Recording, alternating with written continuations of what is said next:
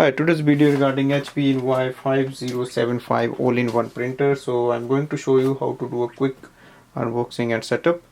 So let's start with the unboxing first.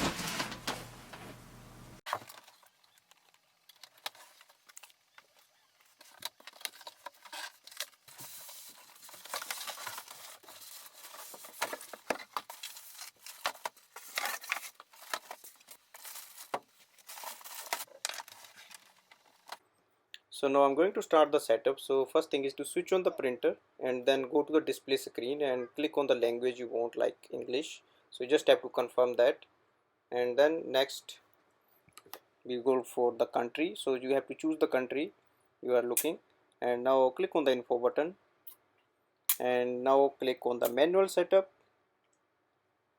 Now you will see it's saying to install the ink cartridges. So just take the ink cartridges out of the box and then open the printer like this. So it will show you the ink cartridge chamber. So now you have to place the ink cartridges here. So just place it and it will lock itself. You just have to slide it in, and same way you have to do it for the black as well. And it uses the ink color cartridge 65 and black and color. Now click OK on the screen and it's asking to load the paper. So I'm going to show you that now.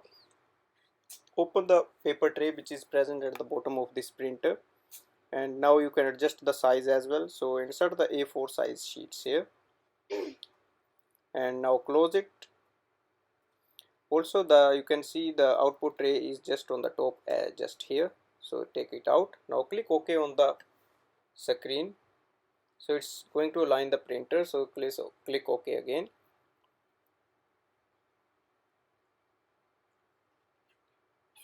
Now once it prints a page, you need to take that page and place it on the scanner bed. So it should be facing downwards on the right hand side corner.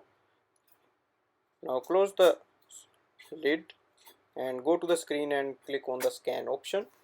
So once it scans, the print quality will improve. And now click on more info, then click on the advanced setup, and now click on connect later. Now do not check, click on that. So click on continue, and now specify if you are using for home or business. So I'm going to use it for home, so click on that. And now for the personal use, and just confirm it and click OK. So thanks for choosing the HP, that's what it says. Now you can see the main screen, so that means the printer is set up. Now you can use it. Thanks for watching.